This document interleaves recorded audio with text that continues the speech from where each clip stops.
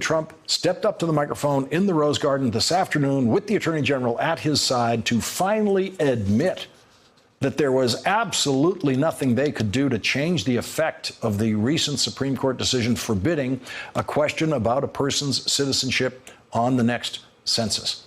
The president then pretended that he was taking action, despite the Supreme Court decision, by ordering every department and agency of the federal government to provide the Department of Commerce, which is in charge of the census, with all the data that those departments might have on citizenship statistics in this country, if any.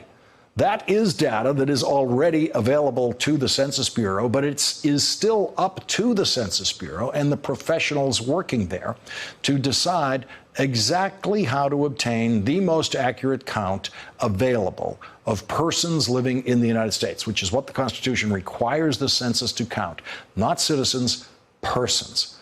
The Attorney General of the United States proudly stood beside the president in the Rose Garden as the president told this lie about Democrats.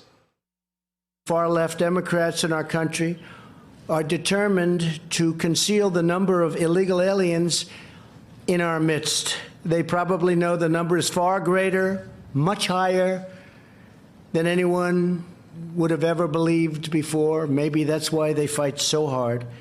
This is part of a broader left-wing effort to erode the rights of the American citizen and is very unfair to our country. And then the Attorney General of the United States stepped up to the microphone to congratulate the president on his lying and to add to that lying.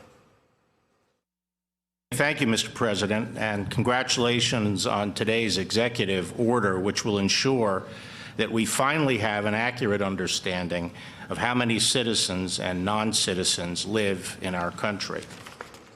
That is absolutely not true. There is nothing that the president ordered today that will make the next census more accurate.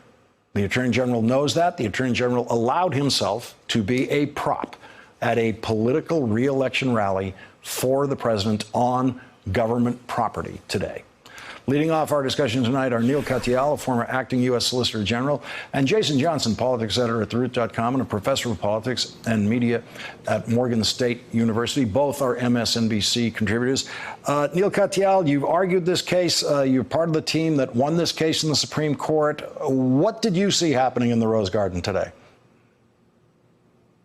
Well, what I saw happening in the Rose Garden, Lawrence, was really a time for celebration for the American people, because we have to celebrate a Supreme Court that reined in this president, calling his actions contrived and unlawful in an opinion by Chief Justice John Roberts. We have to celebrate a rule of law. We have to celebrate a Justice Department that stood up to the president and said, we can't be asking these questions.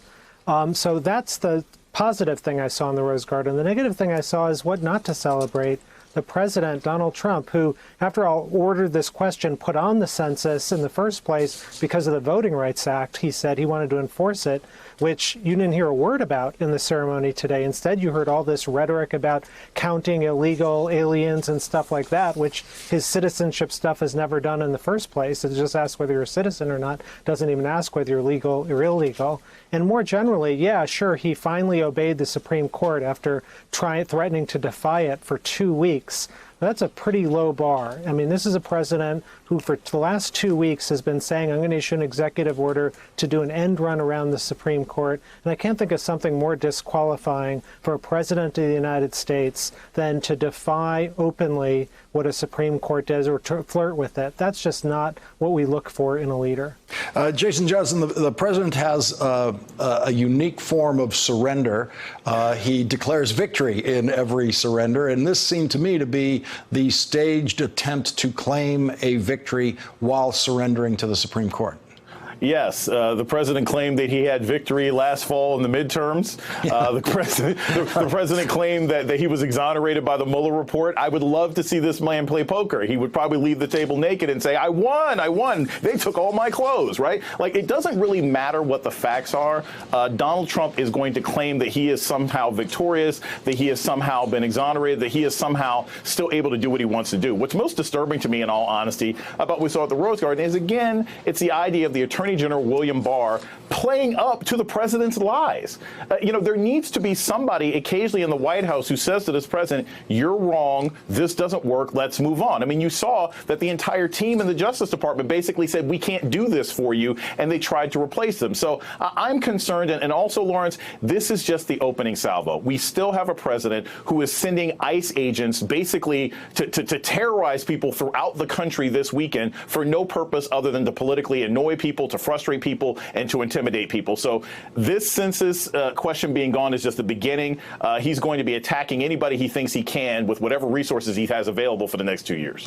Neil Katyal, to the William Barr piece of this, this is a week in which the Attorney General suggested that there was a way to move forward simply by changing the Justice Department lawyers who would be arguing this case. And they actually went into court and tried to do that. They ran into serious trouble in one court trying to change those lawyers. But that was the Attorney General trying as much as he possibly could to play along with the president on this.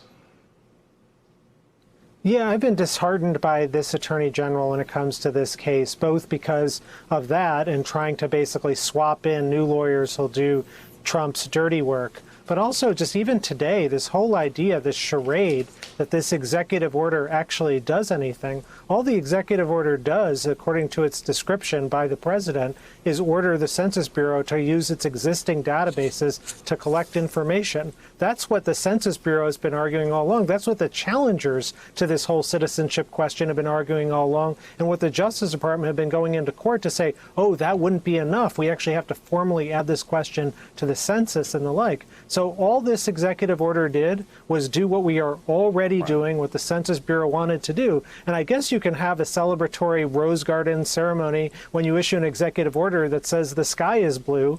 But at the end of the day, you haven't done anything. You've just announced what everyone already knows. And Jason, do you see coincidental timing here in the announcement of raids for this weekend at the same time when the president is making as much noise as he possibly can about the census? You have people who are afraid of opening the door, being told not to open the door to anyone who knocks on their doors. And at some point next year, in addition to mailing census forms out to people, there will be people who go around the country and knock on doors to try to follow up on people who haven't mailed in their census. I've had my door knocked on by a young UCLA student who's hired for that purpose. And so this, it strikes me as all part of a chorus to try to make sure those doors stay closed tightly next year when census takers come around. Oh, yes, Lawrence, the idea is to keep brown and tan people from filling out the census. That's what the president wants to do. There's been plenty of sociological research. You have former Republican consultants who have said that is the goal and the purpose of these sorts of things, to make people nervous, because when people are undercounted or aren't counting themselves, it makes it more easy for the federal government to not give resources to those particular communities for everything from disaster relief to education. But Lawrence, this is the thing that really frightens me about what's happening this weekend. Even beyond what might be the racial motivations, even beyond the fact that even ICE and Border Patrol agents have been saying, we don't think this is the most effective way to go.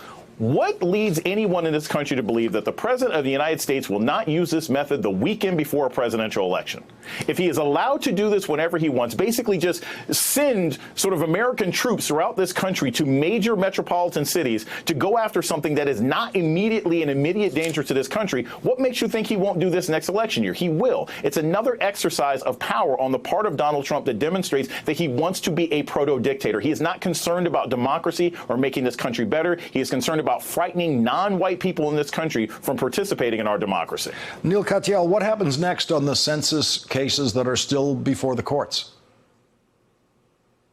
Well, it's going to be up to the judges there to dismiss them or not. There are all these allegations that the president added this to the census for the purpose of discriminating, for reasons Jason was saying a moment ago. So there are some questions about looking back in time. But looking forward in time, at least if the president's word can be taken today, and I know that's a big if, but assuming that he follows through on what he said, they're going to inform the courts there will be no citizenship question on the 2020 census, which is exactly what we and all the challengers had been asking for. So it is a stunning absolute victory for the challengers, an absolute defeat for Trump, and hopefully these court cases will now be entirely over and this whole lawless defiance of the Supreme Court will be put to bed. Neil Katyal and Jason Johnson, thank you for leading off our discussion tonight. Really appreciate it. Thanks for checking out our YouTube channel. Subscribe by clicking on the button below for more from The Last Word and the rest of MSNBC.